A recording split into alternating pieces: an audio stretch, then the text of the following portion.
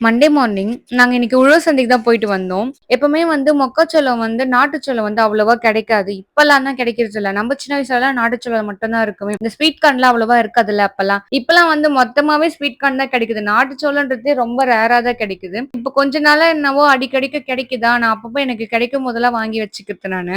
நான் என்னோட சின்ன வயசுல நானும் சரி, அண்ணனும் சரி இந்த நாட்டுச்சோளத்த பார்த்தாவே அடிச்சுப்போம். எங்க அம்மா அது என்னவோ ஈவினிங்க்கு வேக வச்சு குடுக்கலாம்னு சொல்லிட்டு நினைப்பாங்க. ஆனா நாங்க 2 பேரும் வாங்கிட்டு வந்த உடனேவே அடுப்புல வச்சு சுட்டு சாப்பிட்டுருவோம். எங்க அம்மா கத்துவாங்க, "உங்க 2 பேராலே கேஸ் வேஸ்ட்டா போகுது எனக்கு டெய்லியும்" அப்படின்னு சொல்லிட்டு. எங்க அப்பா இந்த மாரி அந்தந்த சீசனுக்கு எது எதெல்லாம் கிடைக்குதோ அதெல்லாம் நெறைய வாங்கிட்டு வருவாரு. சும்மா அந்த 1 நாள் 2 நாள்லாம் வாங்க மாட்டாரு. டெய்லியுமே போவாரு. டெய்லியுமே எங்களுக்காக வாங்கிட்டு வருவாரு. நான் ரொம்ப சின்ன வயசுல இருக்கும்போது எங்க வீட்ல வண்டிலாம் கிடையாது. சைக்கிள் தான். எங்க அப்பா சைக்கிள்லயே முன்னாடி ஒரு சின்னதா குழந்தைங்க உட்கார்றதுக்குன்னு ஒரு சின்ன சீட் இருக்கும். அதுல உட்கார வச்சு என்ன கூட்டிட்டு போவாரு உழவர் சந்தைக்கு. நானும் ஜாலியா போவேன். கொஞ்சம் வளர்ந்த பிறகு எங்க அப்பா வாங்கிட்டு வந்தோனே நான் தான் ஃபர்ஸ்ட் போய் பிரிச்சு பாப்பேன். என்ன வாங்கிட்டு வந்திருக்காருன்னு சொல்லிட்டு. எங்க அண்ணன் அப்படியே என்ன பாப்பான்.